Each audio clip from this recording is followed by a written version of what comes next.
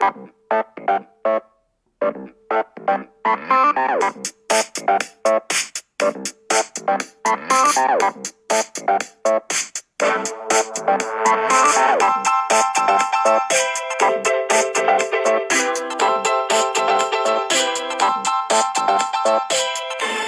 to Different Gravy, not just another Sheffield Wednesday podcast.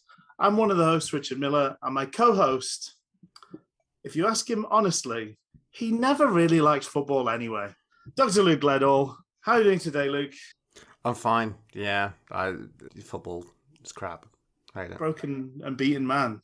Yeah, didn't. Yeah, I think I heard football's got an STI anyway. Oh, see, I heard it was coming home, but maybe it's coming home with a case of something. I think so. Yeah. Anyway, I'm good. How are you, Rich? I'm good. I feel I think this is the best I've felt COVID wise since my initial run-in with that dreaded lurg. I'm feeling much more human today, which is good. Nice.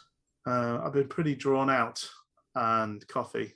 Still might cough occasionally, but yeah, I'm feeling like it's going towards the rearview mirror, which is nice.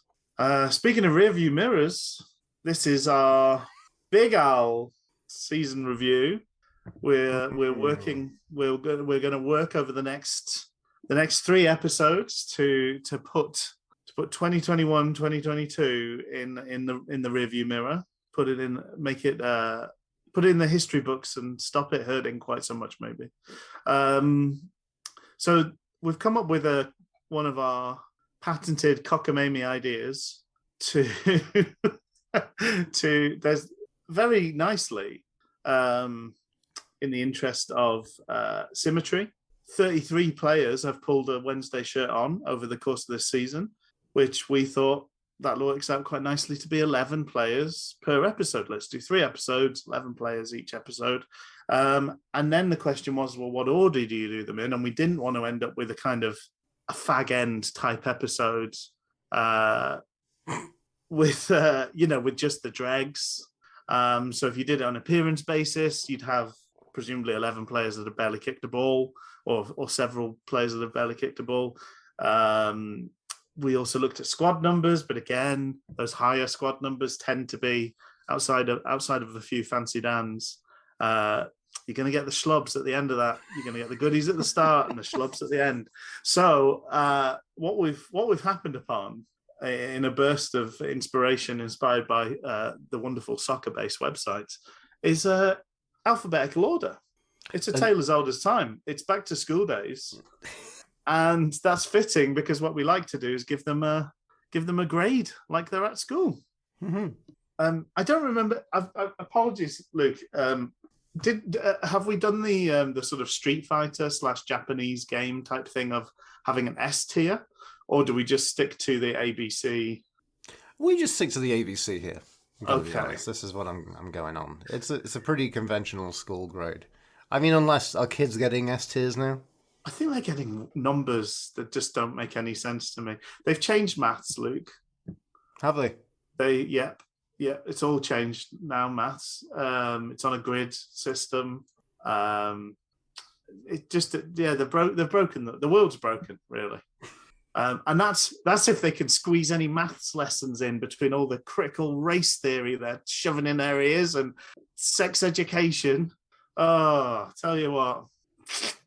You liked it best when Jesus was riding a dinosaur, didn't you, Rich? Those were the good old days. Yeah. Evolution, schmevolution. Rich likes to keep his evolution in Pro Evolution Soccer. Rich put shades on. Well, I mean, I refuse to look at the title screen of that game, but I do enjoy the gameplay within. I don't like the idea of any sort of evolution whatsoever. I think you'll find that God created soccer perfectly. I'm a young Earth creationist when it comes to football, and that's why I believe that FIFA, as they've said this week, will make the original and best football game with a year's start. I think they're definitely going to do it. It's going to be really good. So there we go. It's that's twice we've talked about the FIFA FIFA branding growl. It's made a lot of appearances, hasn't it? For something that I really don't really give much of a fuck about. But Yeah. I was reading a comparison to the Championship Manager, Football Manager split, where Eidos felt very smug that they walked away with the name Championship Manager and thought they could put out any old crap from any old team, and it'd be, well, yeah, but it's the Championship Manager one. That's the one people buy.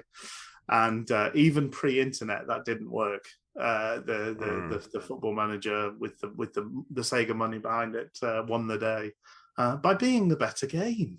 It's what it's about, really. We don't really care if it's got the right title or not. Anyway, should we do this, Luke? I mean, as long as the game kind of espouses creationist values, Rich. That's exactly. Yeah. All those fossils are a joke that God's playing on us to test us, and dinosaurs aren't real. The Earth was created in 7 days, and football happened probably around the 10th day, I think. On the 7th day, obviously he rested. We know that. That's why we're 10th day Adventists. Exactly. On the 8th day, he thought there should be some sort of international body that looks after the sport of football. And then he made FIFA the next day and the game the day after. So that's how it worked. And then some of the snake from the Adam and Eve, he was made the chairman of FIFA. And just immediately started bringing in bribes left and right. The concept of money hadn't even come around yet, but he was already just like, give me, I'm going to have a few of those grapes, a few of these. Give me those sweet apples. What you got over there? Some milk and honey? Yes, please. Yes. Oh, let's talk about Wednesday. Let's talk about Wednesday. And what better place to start than Kurodi Adedoyin? The best place that anyone could start any review of Sheffield Wednesday 21-22 is Kurodi Adedoyin. Like, we think about this season. You don't give the Adedoyin intro, people just lost. It's the establishing shot. It's the Rosetta Stone of Sheffield Wednesday 21-22. Is the brief Papa John's appearances of Kurodi Adedoyin. A man who I saw post-match on Monday night, bustling his way through the crowd, wearing his own shirt, his own match-worn shirt. Wonderful. I don't know whether it was for sale. He was pimping out his eBay shop, or just that's the only way he thought people would recognize him. But three appearances off the bench in the old Papa John's, the Pizza Cup, wearing squad number 15, which I believe is important for you, Luke, and scoring one goal, grabbing a goal in one of those their appearances. So I thought, Rich, about doing a little piece where I'll ask you to predict my halftime reviews, but I think I'm going to kind of like just kind of do that on off, just when there's some interesting ones to come to. Okay. So maybe, halftime point from that midterm review we did, he got a very token kind of C+. And, I mean, that really seems fair. I can't knock that. I'm glad he's making a new career in Accrington. It seemed a good fit for both parties for him to move on. Maybe we kind of wish we could have seen a little bit more from him, but I think it's fine what we saw, and I thought it was, I don't think he was going to be a player who was bothering the kind of established kind of string of like 5 strikers effectively, even knocking or tickling at Silasau and Florian Camberry's heels. Yeah. So I thought that was fine. The funny thing is we start with the most underwhelming thing, and this doesn't really set a tone for the rest and precedent for the rest of the players we're getting into. This is a bit underwhelming. I'm talking, I'm buying time, I'm chewing up space. Let me end that. He gets about a C+. I think that's fair. I think that's okay. Especially if we manage to either get some sort of money for him or some minimal transfer deal things. Where maybe if he does, his career does take off, we get some sort of payout. Which interestingly, we've not covered news on this episode, but there is a bit of a flutter of interest in Lucas Schwau, now of Reading, and apparently one of the best bits of business we've done of late in the transfer market is we inserted a 20% share of profit clause. So if he goes for some Bucos Dolores, which seems possible, we're going to get a little bit of a little kickback from that, which would be quite nice. Get a little tickle. Little tickle. A little belated tickle from Lucas Schwau. Yeah, I mean, if he went for like, I don't know, 10 million or something, we'd probably get about 2. That'd be all right. Something like that. That'd be nice, wouldn't it? That'd be pretty sweet. Yeah. Keep the lights on for a month. Exactly. Yeah. Yeah. No, I think that's fair for Korodi Adedoyin, and best of luck to him in his future endeavours. Next up, in this most logical of ways to go through a squad list, is Dennis Adedoyin. Yeah, so I went for a B at the halftime reports. Interesting enough, going back and listen to that first episode, Rich, you did manage to compare him to Giles Coke, which was quite interesting. I mean, near the beginning, he did have that very explosive start. It was a very electric start to his Wednesday career. Yeah. Maybe not as good as Giles Coke. But, he looked every bit of what we need in the middle of the pitch. And it's gutting how he had that kind of slowdown period and then kind of fizzled out all his energy, just going to the point of just being broken. I mean, the gas tank was not emptied. The gas tank was emptied, but then somehow the car broke down when there was no gas in it. That's seemingly how it kind of worked, and kind of like a timeline phase. Several bits fell off. Yeah, I said waiting for the AA man to come. I said it's like he hit quicksand and then he managed to snap his Achilles in there as well. Real shame. Yeah. A real shame his second half of the season. Very much so. And, I think to look at that, I think really him coming back is going to be very much like a new signing, because he's been a player we've forgotten about because of the nature of the evolving character of the middle three and in the middle of the park at Wednesday. Yeah. So I think a B is fair for that, but I think it's promising. Like it's a promising start to his Wednesday career, and I think there's more to come from him next season. Fingers crossed, because that was. I mean, it was, as you say, it wasn't quite Coke-esque in its burst into flames at the beginning of things, but it was up there. It was up there in terms of being some of the most exciting debut plus football from a new signing we've seen in quite some time. And again, kind of baffled that he was our own signing, and someone that we were going to have an ongoing relationship with, rather than just be a kind of a loanee that comes and disappears and goes on with their life. So it's a real shame when it all sort of fell to pieces. But hopefully, he's still a very young man. He's still got that million-watt smile. So I'm hopeful we'll see it. We'll see. There's more to come with Dennis Adedoyin. What are you gone for then in terms of a rating? Did you give us the half term? The half term was a B, and then I think it's still a B on what we've seen. I think there's some interesting cases here of players who have not had the chance to shine in the second half of the season for whatever reason. And I think the difficult thing was looking at it the first time was objectively looking at their performances and what they gave, and maybe being a little bit sympathetic to their injury woes or the seeming injury hex, curse, hoodoo at Sheffield Wednesday. So I think that's fine. I think there's only like one or two players I think probably get a bit of a downgrading, which we'll come on to. But I don't really feel like he's one of them. I think what we saw from him was largely pretty good. He had like a very good spell, and then, he kind of fell off. He had a great spell and a quiet spell, but even in the quiet spell, he wasn't bad. I just think not at all. He wasn't quite shining as bright as he had. But then, unfortunately, we had the injury then, and it's just he's not managed to get back into things. a very hard midfield to break your way into towards the end of the season, because he was on the bench occasionally.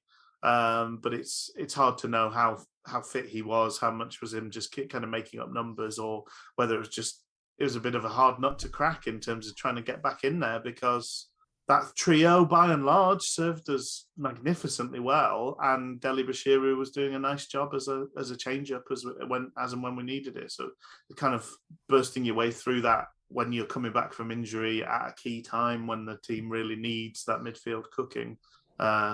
Tough job for anybody, really.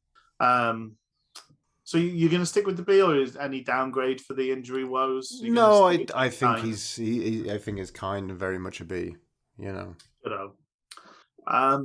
Next up in this sort of who's who is David Agbontahoma, who I believe has already been released. Is that right? Is he one of the people that's got turfed out towards the end of the season in the purge of the under-23s? I think that might be the case. I'm going to be honest. Played 2 games in the Pizza Cup. Started one and came off the bench in one. Any initial thoughts there? The halftime remark for what we saw from him from, I said, the Silly Cup appearances or the Pizza Cup experiences, whatever you want to kind of call it from that, really got him a C. He looked okay, fine, all right. Other synonyms around kind of acceptable young centre-back who looks fine and probably is a hell of a lot more better football player than I am and will ever be.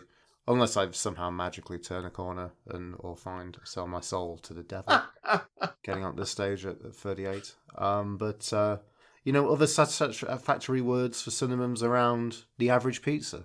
Much like the average pizza of Papa John's or a Domino's, if you will.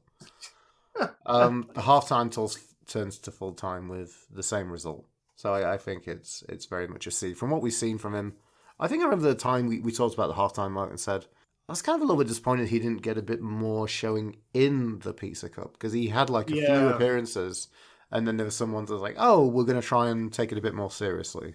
Yeah. Yeah, interesting. I thought he looked fairly good in the moments we saw of him. And there were few and far between, obviously. I think, just generically, he played centre-back, and in doing that, he stood near the back, near the goalkeeper, and sometimes headed it, sometimes kicked it. That was about it. Didn't make any particular mistakes, so that was good. I can't say that he is one of the ones that's been let go, so maybe he's got a little bit more time with us potentially. I thought he was a youngster who was quite well thought of in that kind of an academy football sphere. I'm trying to find it's a long way back, annoyingly. The interesting thing is the under-23s aren't doing particularly well. I think they're kind of bottom of their group, because I think the mentality's been for the past kind of 2 seasons we've had to kind of look to lean on the under-23s a bit more in a first team setting. So some of the more established under-23s, which in recent years have been, Urahide, Shaw, Brennan, Hunt, etc. They've been taken out of that picture, so the under-23s have gone a bit lower. So, a challenge for the younger players to step up within that sphere, and sometimes very competitive sphere, and obviously a place where first team players can sometimes go and get minutes as well. So, yeah. And I suppose the injury issues with the well-documented injury issues for the first team will mean probably less players. Often we've just had what we were able to put out on a pitch plus the suspension games, so not many spare players to go and add a bit of quality to the under-23s at times either. So interesting. This apparently is a long way back. I'm back in March now. I'm still not finding this under-23s thing, which is annoying. No worries. But let's just assume he's not one of those players. Some players are going, some players aren't, and that's the end of it. That's the life of the under-23s. Let's keep moving. Oh, it's a big name. the biggest name. Well, not the longest name, but the biggest name. It's wee Barry Bannon. From a long 10 name to a big name. Rich, so this is the first question. What did you think I gave Barry Bannon at the halftime mark? Ooh. Did you give him a B? It's close. I gave him a B plus.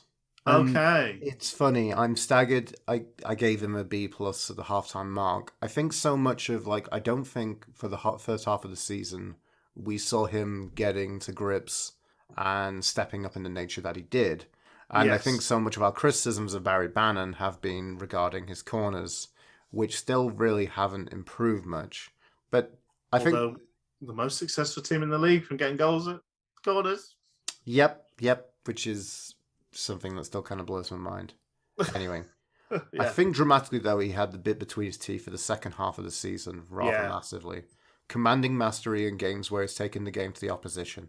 I don't know the stats, but clearly has taken about half of our man of the matches. Look after your teeth with all the Iron Brew and Mawams, Barry. I think we've seen so much of what we expected and then some more. A lot of superlatives cap off a fine season and heartbreaking to see impaired for the final glimpses of the season. I don't know if we have some type of hot tub tea drinking competition with Lee Gregory, but Barry, you also share the mantle of my highest rating with an A+. Yeah, that his turnaround has really been pretty significant, hasn't it? I think from that first half of the season, because I've gone back and sort of corrected myself. I was questioning whether we've had 2 out of the 3 last managers have really pushed Bannon further forward, and I was questioning whether that was the best thing for him, whether that was where he shone, where his talents really were. And I think under Darren Moore, this second half of the season, we've seen, yes, that is where his talents shine, but it has to be all the way far forward. These sort of half positions. And I think one of the problems in the Sunderland game is we just didn't see him far enough up the pitch, getting the ball far enough up the pitch. In either of those 2 Sunderland games, he came so deep that when he got the ball, he was trying sort of Hollywood passes from very, very far back in the field, and he just couldn't influence the game in the same way. But he's not allowed himself to be marked out of games too often. He's grabbed lots of goals himself. He's had the best season he's ever had in front of goal at the ripe old age of 32 or whatever he's up to now. And also a goal involvement of 21 goals, I think, total. Staggering early. And that, I think, I'll get onto the stats with someone else a bit later in the reviews, but technically, sometimes, it's funny, I watch hockey and, I'm watching the Flames go to Game 7 in the first round of the playoffs right now. And, we don't talk about second assists, but maybe sometimes, it's definitely Gregory's goal against Sunderland. Yeah. That could have been. Yeah, definitely. Yeah, because we've got good quality out wide. If you're the one feeding that quality or giving them the ball in the space of reading their runs, then we don't mark that as an assist, do we? But it's just as important often as the final ball itself. And more often than not, that would be Barry Bannon. I mean, it's incredible the amount. We talked about how maybe by the end that injury took its toll, or time was taking its toll on some members of the squad. He's the only one where it's not. You can't blame him in a way. Played 45 league matches, 2 games in the FA Cup, 1 game in the League Cup, and he played in 3 of the Papa John's games as well. That's insane. It's so much football. Well, it felt like there was a mentality of let's just keep him sharp and keep him on it. Yeah. But which some players, I guess, can handle that, right? Yeah. And I'm sure he's one of those players that desperately wants to play every minute of every game. He never looks happy coming off, and I'm sure he wouldn't be happy sat on a bench from the start of a game either. So, more power to him in that way. But A+, I totally go along with. It's a great story of how he was doing well anyway, but he took it up a level this second half of the season. And I've no doubt we wouldn't have been in the playoffs if Barry Bannon hadn't played the way he played since Christmas. No. It's really, he's been unstoppable and at times just he's done just incredible things. I mean, some of the goals he scored, that goal against MK Dons, we will be rightly talking about that for years and years and years. That was just unbelievably good. Goal of the season. Yeah. Oh, yeah. And then some. And yeah, I mean, especially for Bannon's standards and his qualities, I mean, he's, we joked, I think, in previous years about Adam Reach having a goal of the season competition with himself. Yeah. Shades of that again. I think Bannon scored Definitely. some other goals which have been some very, very top quality hits. Yeah. And I'm thinking there's a couple that have been like a mazy run and then a decent hit as well. Like he's scored different sorts of goals. The only thing he hasn't got, and he's been very close on a couple of occasions, is a headed goal. I'm hoping that we get to see that next season. He'll tick that off, because I really do enjoy when like the smallest man on the pitch manages to get a headed goal. Okay. Well, they had. I think today they had. Was it the Wednesday Legend versus Czech Legends yes. put on by Pudil? I mean, maybe if we ever had a testimonial for Barry Bannon, you could put a request in. Much like you're in a nightclub and you hand a scrap of paper to the DJ, but maybe this time it actually happens and gets played. Yeah. So maybe Baz can get ahead of them, perhaps. What would be your indie disco request back in the day, Luke? My indie disco request back in the day. Oh wow, that's a good question. I don't know. Do you have any thoughts? I remember really pestering the DJ at Fifth Avenue in Manchester to play House of Jealous Lovers. Went through a stage of really loving that song by The Rapture. The Rapture. I love that song. It's fucking great. Yeah, I think I probably it was a different time. It was triple vodka and Red Bull for 150. Things happened in Fifth Ave that just it wouldn't have happened elsewhere. But I think I probably requested it about 6 or 7 times one night, and the DJ really was just like, just go away. I want to speak to these pretty women that are in front of me, not you sweaty idiot.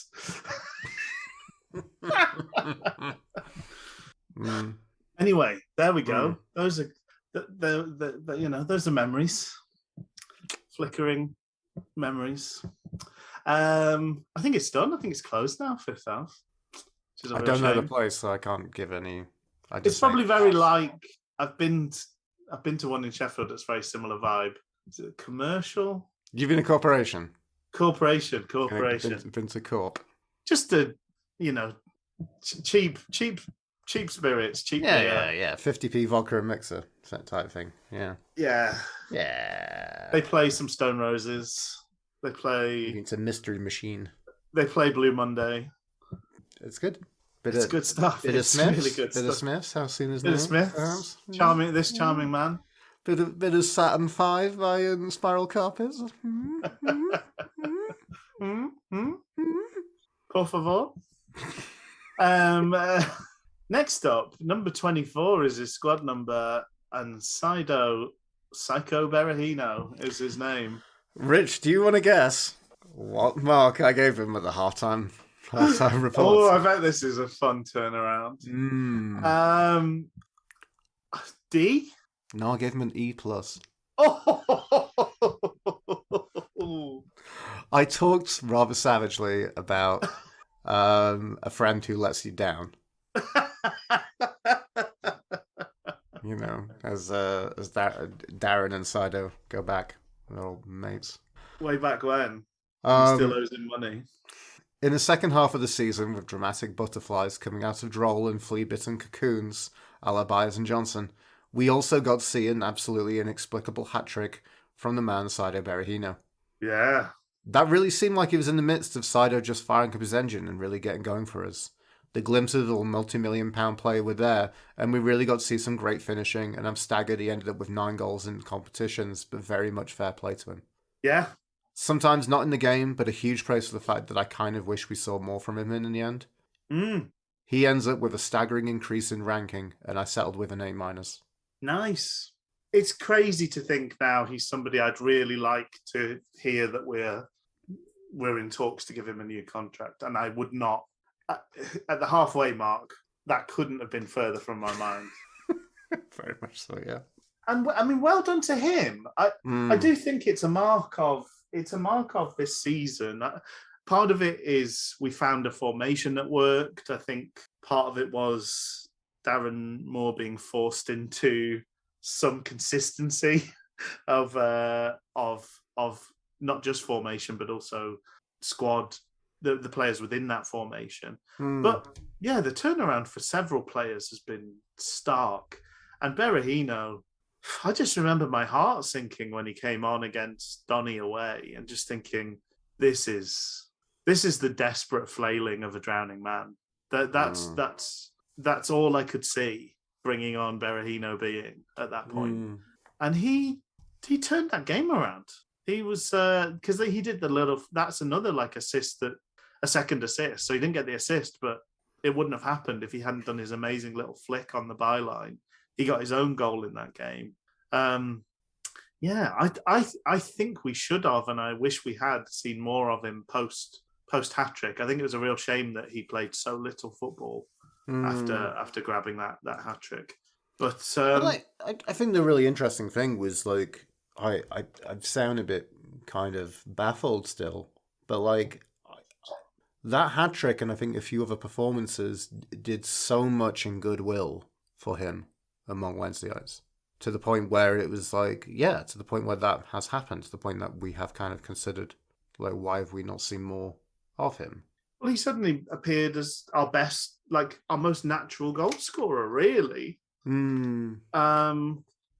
I think it'd been hard to see that part of his game because we've just not been shown it yet. So it's hard to sort of imagine that there's a hidden depth to his striking ability. And we didn't really get to see the kind of scope and scale of that till the second half of the season. But yeah, well done him because I do think it was a better team he was stepping into, and we were playing more attacking football. So all those things help if you're a goal scorer. But undoubtedly, I believe he spent time in the gym bulking himself up. I believe he answered the physicality of the league we were in, having been shocked by it. And that sort of growth is, we talked about, we just don't see that very often. People talk about football players getting better, young players coming in and, they'll only get better from here. It doesn't happen more often than not. Players get worse all the time. Yeah. I think it's probably more common that players plateau or get worse. Most players are kind of as good as they're ever going to be by their early 20s. So to actually see somebody who comes in from a kind of joke league, he's had an easy life of it in a not very good league, and then comes into English football. League One, I think, probably surprised him with the quality, but also the pace and strength of the players. And he's done the work. He's done the work to rise to that and been rewarded with goals. So yeah, well done to him. And it would be rather nice to have him still around as an option next season, I think. And I agree with your increase in the rating there. Brings us on to Kieran Brennan. Kieran Number 34, Brennan. squad list-wise. Thank you, Rich. 34. Mr. Brennan. So he got a B+ at the half-time mark. That was interesting at that point because I think we're beginning to shit ourselves at the thought of losing him in a similar manner to, Liam Shaw, who I think did look a more useful athletic player. Yeah. And someone who had the mobility and the ability to play in a number of positions. Brennan's an interesting one because I'm not now entirely sure what to think about it. I think there was a lot of kind of that thought of desperation surrounding like what's going to happen with the guy. Yeah. And that since when that kind of calmed off, it seemed to then kind of step up with him very much plugging a gap in this three-man defense with a number of options which we had, which at the time were limited on paper, but then also further limited by injury-prone players. So Shea Dunkley being out injured, Iorfa missing huge chunks, Lewis Gibson's kind of sad first half of the season. So he was someone who was kind of no nonsense and fairly competent in his kind of coming of age, and I think we benefit from that, and I think we're thankful for that. I don't know. But I'm still a little bit confused why we didn't see a little bit more of him. Yeah, I'm intrigued by that. Yeah, because I mean, I agreed with those thoughts that he has potential and the body size to carry on and do well. But yeah, I'm still a little bit surprised. Because I suppose there's another world where he maybe played a similar amount to Story, and I wonder what that would have felt like. I wonder what that would have. I don't know. You're thinking in the Times recently, Rich, of the Marvel Cinematic Universe going to the multiverse, Doctor Strange 2 coming out, which is out, and it's fine as a film. I tell you what, though, it's not as good as Everything Everywhere All at Once, which I saw midweek, and whew, boy, that's a film, ladies and gentlemen. That's a bit of a film right there. So since we're coming into it, you're imagining a multiverse where possibly everything is exactly the same. Only Kieran Brennan. Sorry. I suppose in a way, yes, that's what I'm doing. It's not as plucked out of the air as it seems, because I think we've favoured Story in that he clearly can't play the left side of that trio. We tried it once or twice, and then we very quickly corrected it. And I feel similarly, you wouldn't want Brennan in the middle, and you wouldn't want Brennan on the left-hand side. So he'd have to play that right-hand side. So I think that's why I'm thinking Story's a little bit of a kind of analog for Brennan in this particular tale.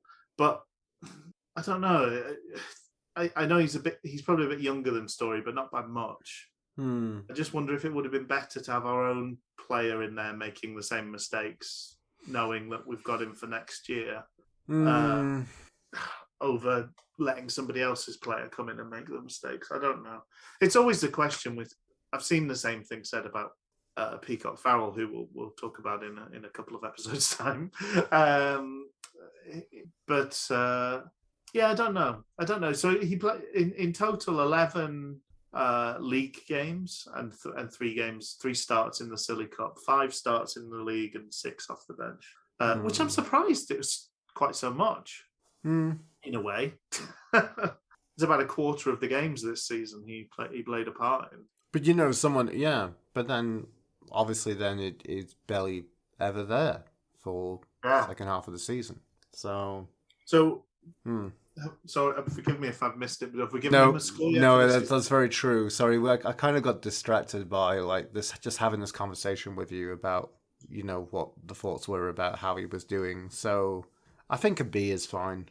I think it's yes. So he's kind of slightly downgraded, I guess, but I think he was someone who was kind of there and kind of important to us on the cusp as a youngster, and I think that's something we greatly appreciate. But just in kind of retrospective, I just wasn't entirely sure whether he kind of just how good he was. Yeah. No. Yeah. No, it's a good point. And you do question. I mean, at some level, you want to have faith in the people running the football team.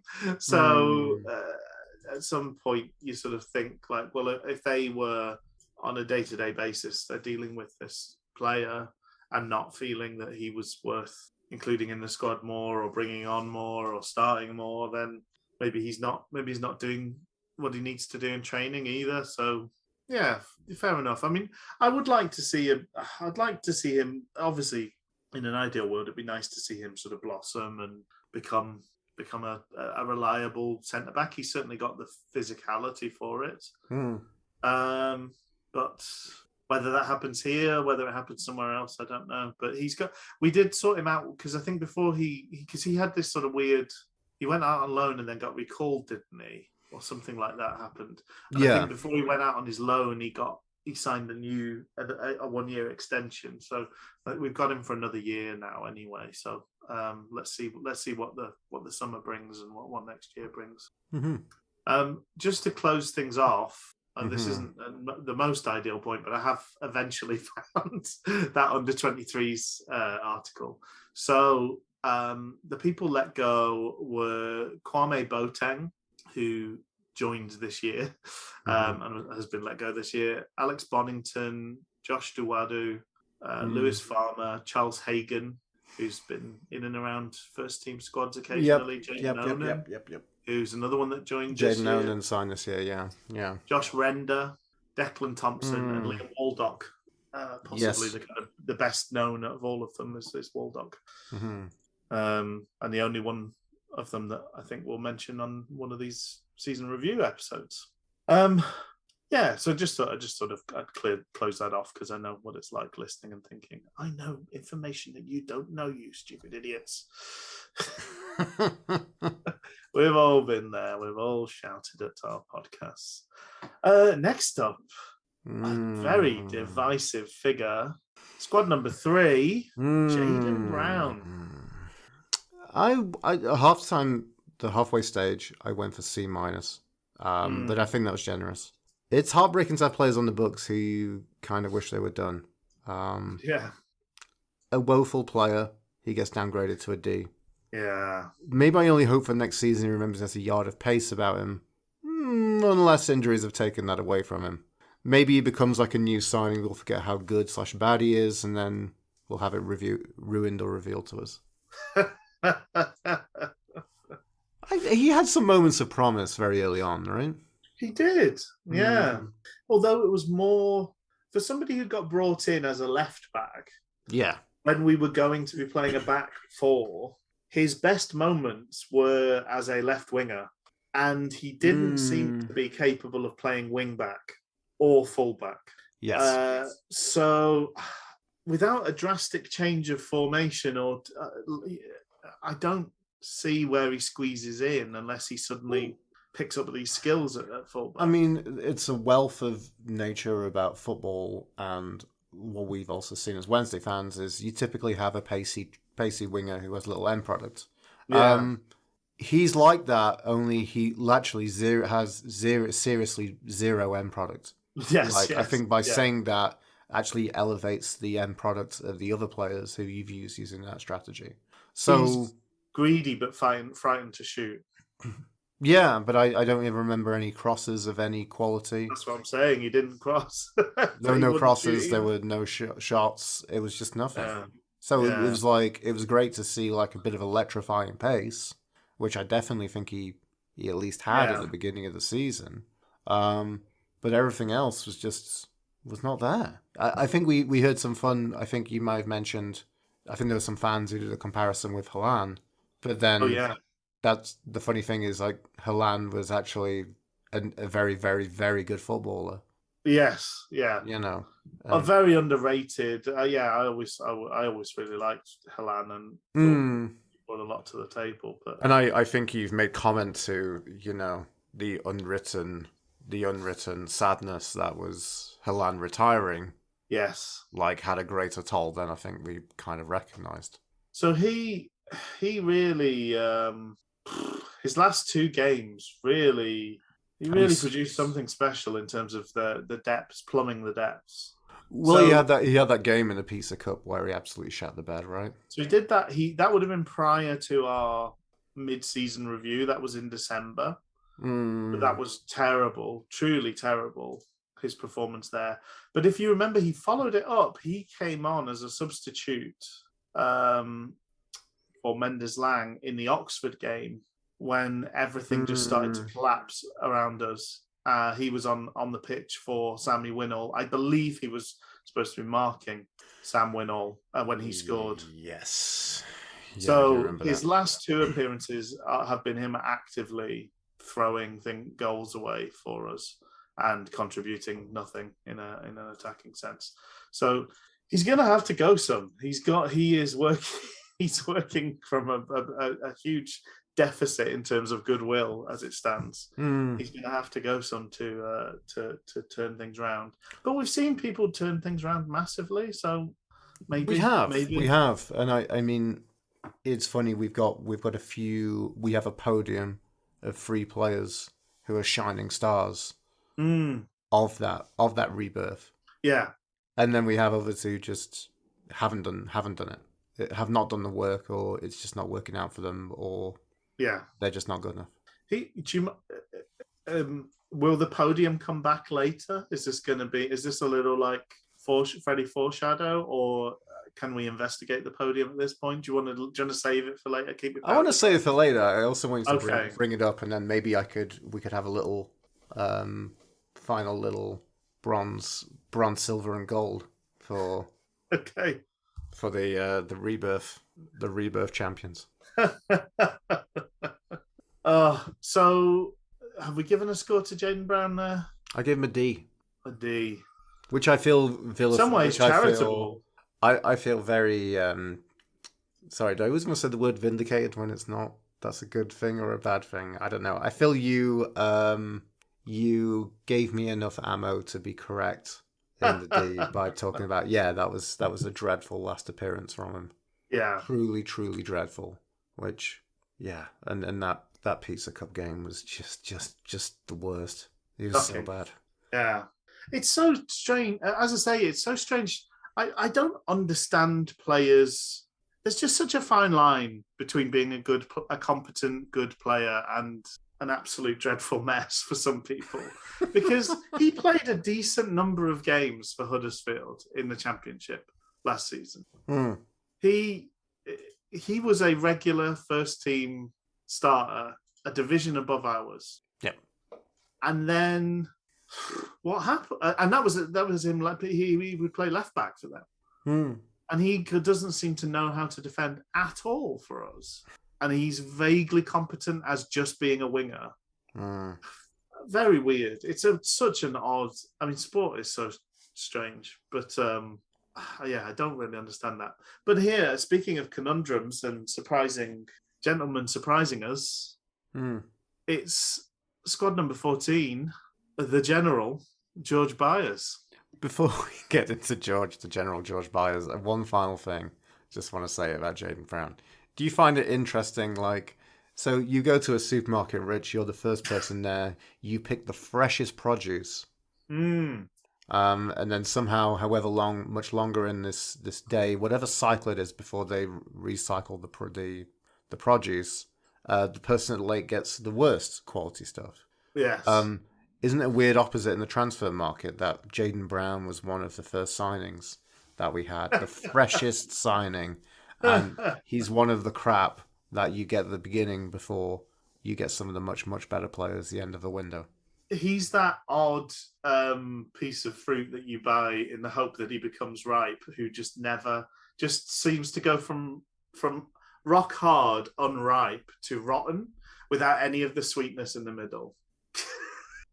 This is what I would say. This is a very common experience for me with fruit. I'll buy a melon. It's like, okay, that's rock hard. I don't want to eat that for probably a week. And then the next time you look at it, it's just like a husk. And that's Jaden Brown. That's the Jaden Brown experience. Anyway, let us move ahead and talk about someone much, much, much better. George. It's George Byers. He's gorgeous. He is. He's got gorgeous hair. Love his product. Could you remember, Rich?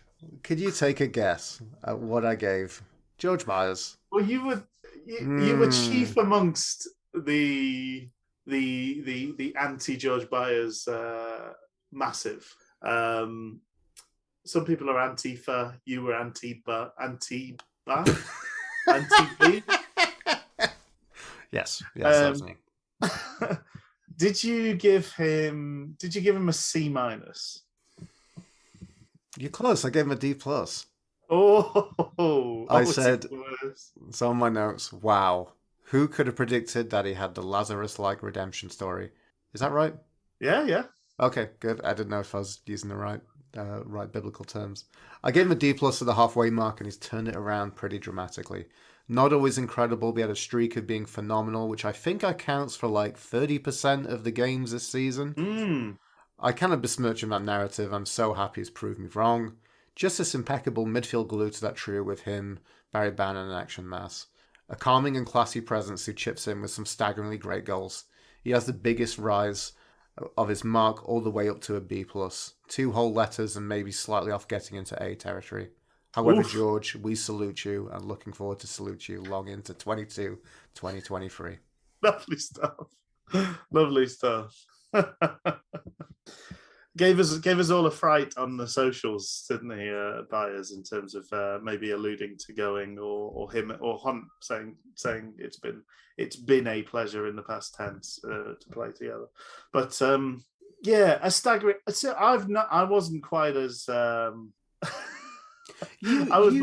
been much more sort of praising of him throughout his time. I think I could see he was bringing things, although he wasn't kind of having huge influences on matches.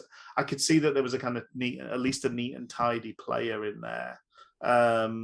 But I've been as surprised as anybody else what he's produced post injury and his renewal to the starting lineup. Just some staggering things. I mean, he's scored some incredible goals as well. He's almost had a kind of goal competition himself. He scored 7 goals in total, but I think 7 goals. That's really, really good return. It's a pretty darn good return. But I would think probably half of those, maybe more than half, were scored outside the box. He's got some ability striking the ball from distance in a way that really makes him quite dangerous around those areas of the pitch. Also good at heading the ball in the area, which is another nice addition. We've got a team where the players that you'd hope to be good at heading from set pieces just aren't. So it's nice to have somebody that surprisingly does, even though he's not that tall. He knows what to do when the ball gets to him, when it's a good enough delivery. Good on him. Again, it's really great to see players improve. It makes me think good things about the coaching staff as well. Because it does feel like a rarity to see people get better. And to have a few people in that category does feel like maybe we've actually got some useful backroom staff that are actually having an influence on people, a positive impact on their careers and on their lives, which... It's just felt like for so long we got it's probably just a lot of ego stroking and injury management. That was about it that we were able to do in the background. You wouldn't ever really see anybody get better. So yeah, well done to him, and I'm really pleased we've got him for another year, and hopefully we get to see a lot more of the really, really good stuff. Because now he's shown us he can do it. We almost come to expect.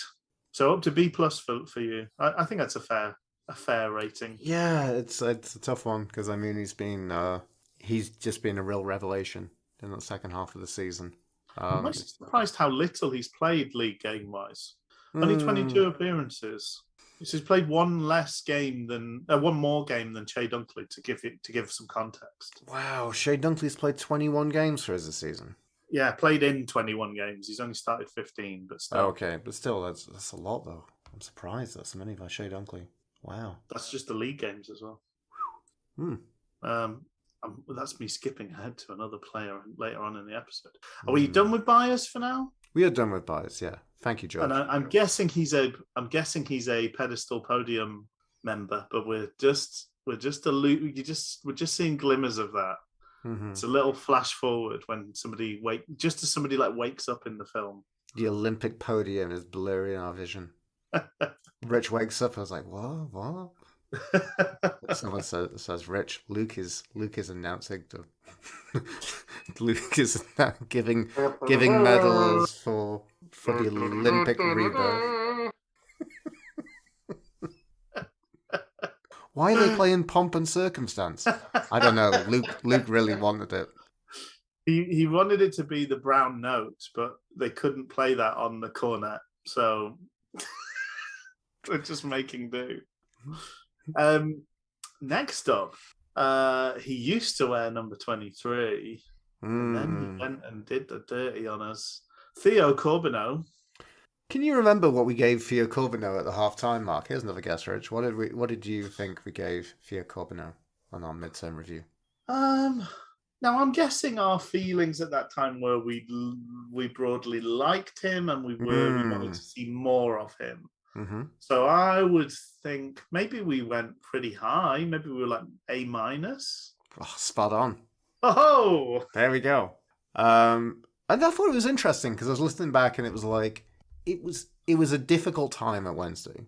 It was a difficult time. Because I think that the whole narrative of that first season was we're trying to do player formation. More came in.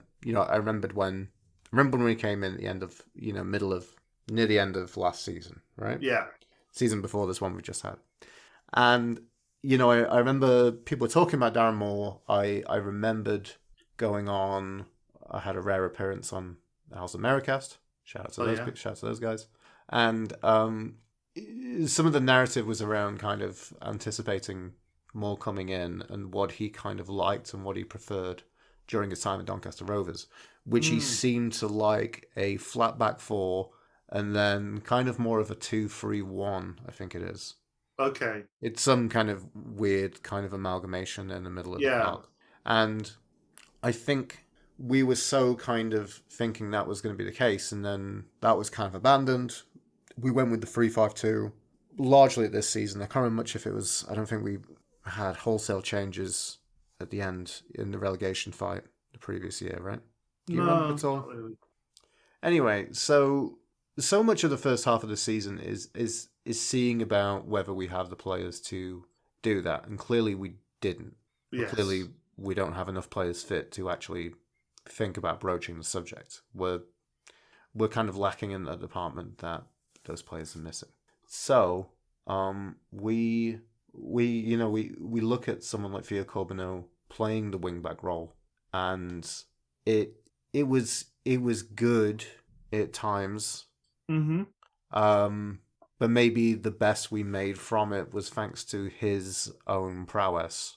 So, and I think it was just a real mess of looking at players for that wingback role and it never really working. I think second half of the season, I think we've definitely got the personnel in Hunt and Johnson to do that. So I think at the time, I think it was probably the best of what we'd seen. And I think so much of that kind of speaks to Wednesdayites of like the old classic mentality of like, we just need some tricky wingers. We just need the defensive element to be sorted out by a fullback who's committed to that. And then, if they can be overlapping, great, but we really just want the defensive stuff worked out. Yeah. And then we can give the attacking nous and excitement to be given by a winger. And we conventionally like that. So I think we conventionally look for players to fit in those holes. And I think Corbeanu was that player to fit in that hole. He's the classic gets you off your seat or gets you on the edge of your seat type player, isn't he? He's got very pace, much so, yeah. He does step overs. He clearly causes panic in the opposition defence, visibly. Yeah. Sorry, go on. And, and a lot of excitement for him coming in. And then, not seeing a great deal of him. And then the times we did see of him made me think we kind of want to see more of this guy. Yes. So, and I think with a bit of anger towards Darren Moore at the time, I definitely think Moore has improved as a manager as well. Yeah. We've seen him for the second half of the season. So I think all of that was the ammunition against why aren't we seeing more Theo Corbeanu? And it's kind of, he is being used as a weapon against the criticism of Darren Moore. So I think all that is fair. I think we didn't really get to see what players who are good in these positions play like at this level, which I think we did get to see in the second half of the season. Yes, yeah. So I think in retrospect and a bit of the dirty done against Wednesday, I think I've gone with a kind of revised B+. Considering that, I think we've seen much better from Hunt and Johnson second half of the season. But I mean, at the time, it seemed like he was possibly one of our best players. I think we've got used. It's interesting you said like, oh, as Wednesday fans, we have the simplistic thing of just a tricky winger. But I also think we've had teams that are reliant on one guy just doing special things quite often. Yeah, Brunt did that. Jermaine Johnson did that. Jermaine Johnson did that. Yeah, and it's almost like so you have a very kind of staid, average team. And then this one star, and you kind of the whole thing is basically if we can keep the back door shut and give him the ball, he'll do enough things to make up for our lack of any game plan, creativity, pace, etc., etc., etc., guile. And I think it's a kind of familiar spot for us to be in. And I think Corbeanu almost, there's a comfort to that of just going like, yeah, he's our guy. And what we do is we just give it to him and he does his thing. And I think by the end, what we work towards and what's been fantastic, I think Darren Moore sort of mentioned this in his post-match interviews. Did we have something like 20 players score goals this season? Like what we've actually ended up with is a great team effort. I think Bannon has been a cherry on top of that and maybe been a difference more often than has been comfortable. But by and large, it's been several fairly good players doing their jobs well.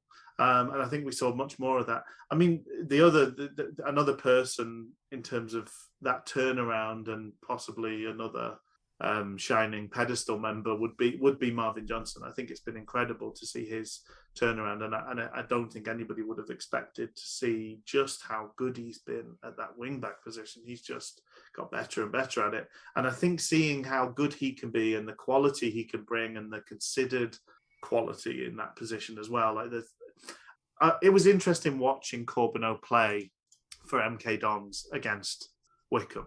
It's the first time I've had the chance to watch him since he left, really. And he looked an awful lot like he did for us. He's exciting. He's quick. He does step overs. He can cross. He can shoot. Neither of them particularly well, but it's more of a kind of volume thing because he will make 3 chances and often other players wouldn't have made any. So maybe each individual cross or shot doesn't need to be that good because I'll have another go in a minute. But I don't know. It's hard. I think probably some of the luster had worn off even by the time he left, or maybe that's just me being, doing the I never loved her anyway thing of being the kind of being the one that's been left in this relationship. But I'm not convinced he's going to have a great, shining, wonderful career. I think he could easily find himself playing League One and Championship football forever. I don't think it's a given he's going to be anything. He's going to pull up any great trees in life. Yeah, maybe there's a certain comparison with someone else on this list that we'll get to. Okay. Interesting. Yeah. But yeah, it's just I just felt like I having not seen a player for 6 months, you think, and at a young age, you sort of think, oh, have they come on any? Has this been a good experience for them going elsewhere? He's not played that much. He's not played any more for MK Dons than he played for us. I think he might have played less. And it just didn't look like he progressed at all. I never felt like he was going to make anything happen against Wickham. And I feel like I saw those sort of performances from him for us as well, where it was he had a lot of the ball, he put the ball in the box a lot, and nothing ever really looked like it was going to come of it because he hits the ball too close to the goalkeeper when he shoots, and his crossing is really unreliable and goes all over the place. But anyway, there we go. Next up, number 16, Harley Dean. Harley Dean. He racked up 7 appearances in the league for us. 7 appearances in the league. 6 starts, 1 off the bench, and 2 Papa John's appearances. Wow, I'm surprised it's so little. I mean, I remember him coming in and being injured, which was heartbreaking. Especially having bragged about never being injured. Don't do that. It's guaranteed to make you get injured. Our first second half of the season signing that we're covering here. The naughty Grotstar defender who came and deadly looked us in the eyes to win our hearts. A scary man and one who we've had a flirtatious history with in signing, and I'm really glad he came in. Shame his injury niggles with us, but he's very good overall. We needed that old school and assuring defender, and he did that role well. I don't know if there's any future, but I wouldn't be against seeing more of him at S6 again in the future. Yeah. I think initially I did put an A- down, but I'm thinking just because of the sheer lack of appearances, I think that has to be a B+. Yeah. It is shocking how few appearances it is, really. Really, really, really heartbreaking. One of those was he barely made it past the 10-minute mark as well, because there was that game where he came on and was off again after a very short period of time as well. Yeah. So yeah, B plus. I think that seems fair. What do you think? There's any kind of future in Holly Dean coming back to Hillsborough? I know we're kind of stepping on the toes of things we'll talk about in the future. I know. I don't know. I think for me it depends. It depends if he's going to want a king's ransom. I don't think he looked good, but not like head and shoulders above. It wasn't like Aidan Flint just looked like, holy cow, this guy is transcendently better than what we have at the back here. Those moments of Aidan Flint were just staggeringly beyond what we were currently experiencing. I think Dean obviously is a fair old level above. But I didn't feel like he was. Do you know? I didn't feel like it. Oh my goodness, this is just. I won't be surprised if he ends up at a League One club next season, whether it's us or somebody else. I didn't feel like immediately this is somebody who's playing beneath themselves by being in League One. Maybe that's hard to do at centre back, but I'd be pleased to have him back. He's never really had injury issues, but then he wouldn't be the first person to come to Hillsborough and suddenly develop chronic everything. Chronic injury syndrome. We call it Middlewood Rickets.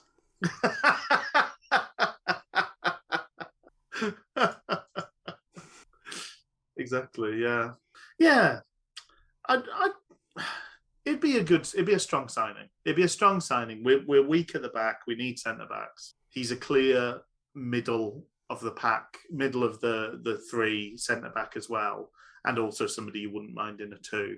So I'd have him. Yes, he's a known quantity. He's pretty good. I expect he'd get goals over the course of a season as well. I think he always has in his career. Okay, the last one for this chunk is squad number 22, Che Dunkley. Are we not going with Fizeo Dele-Bashiru, Rich? For some reason, they've gone for Dunkley in this, although I don't understand that because Dele-Bashiru should be next in the alphabetical order. Should we go with Dele-Bashiru because it's alphabetically correct? I'm going to swap those around. Yeah, I think that's fair. Okay, let's go for Fizeo Dele-Bashiru then. Let's do this. Okay. The first mark we had for Dele-Bashiru at the halftime mark, I went for a B+. So I guess it was really interesting. You know, I felt that he came into his own and he proved all of us what we were missing at that point in the season. There's still no one like him in the squad for that strong, quick little bulldozer who had his breakthrough moments in the first half of the season and proved he was what he was missing for us. You know, much like the Miley Cyrus song, he really did come in like a wrecking ball, Rich. Unfortunately, we did get to see him questionably twerk, but that's where the Miley Cyrus comparisons end. He became a fan favourite and someone who we clamoured for during that time when Adedoyin faded out of view and George Byers was still a selection glimpse in Darren's eye. The second half of the season has been a bit muddy in comparison and, you know, mired by injury. And it's been a real shame again that we haven't seen more of him. We haven't seen him lean upon for rotation more or for that burst from the bench. I still think it's a hearty B+, and hopefully he's here for more of this in his next season in Hillsborough. Yeah. It's hard not to have a kind of winsome what might have been feeling about Dele-Bashiru. And my worry is he will see out his time at Wednesday and will still be thinking what might have been. And I mean, clearly there is something there. Clearly he brings a physicality to things that not many people have. He's strong. He's got a bit of a turn of pace. He's confident. I think he really believes in himself, which is a big thing to have. But it just doesn't. We've had successive managers just not show the faith in him that he probably needs to go to push on and progress. I still feel like somebody needs to say to him, "You're my guy. You're gonna get 10 games in a row, or you're gonna get, you know, this is your time. Take the time, take the time to build and grow." when he's in and out and he plays 5 minutes here or plays a half here and he's the guy that gets hoiked off, I don't know. I just think it's very hard to build momentum. It's very hard for him to build up his stamina for playing successive minutes of games and things like that. And I just don't know why we haven't turned to him more often. But that's been the case now for these last 3 seasons or 2 seasons. And I think it's a real shame we didn't have him on the bench for the Sunderland game. He's the only player we have that has it within himself to just put his head down and push through a tackle or two. It's then what he does with it. It's then what he does with those the chaos he causes. But that surely can be taught. What you can't really teach is the first bit because nobody else seems to be able to do it. No. So he does the difficult bit. If somebody can take him under their wing, and in the same way that Bannon seems to have taken Alex Hunt under his wing, could he do a bit of that with Dele-Bashiru as well? I know he's bigger than him. So it might be a bit awkward, and he might get a sore wing shoulder from putting his arm around him. But I'd love to see it. I'm glad we've got another year. I just hope. Yeah. I'm just waiting on the big moment to arrive, and I'm sure he is as well. He seems like an ambitious young man. It does feel like maybe if he converted to Christianity, Darren Moore might have a bit more time for him. If you're a Jesus freak, you get in the squad. If you like the wrong sort of God, then you're on the subs bench. Better no God than the wrong God, says Darren Moore. Wow. Gone very biblical and religious on this one, haven't we? We have, in a way, haven't we? It's interesting. Mm-hmm. And we're looking back and not being turned into pillars of salt, like the members of Sodom and Gomorrah that we are. Okay, does that wrap up chunk 1 of this post-season review? I believe it does. Well, I'll say cheerio, Luke, and wish you all the best. We'll pick up again with that tantalising Che Dunkley mention in next week's episode. And look after yourself, folks at home. Cheerio. Thanks, everyone. See you later.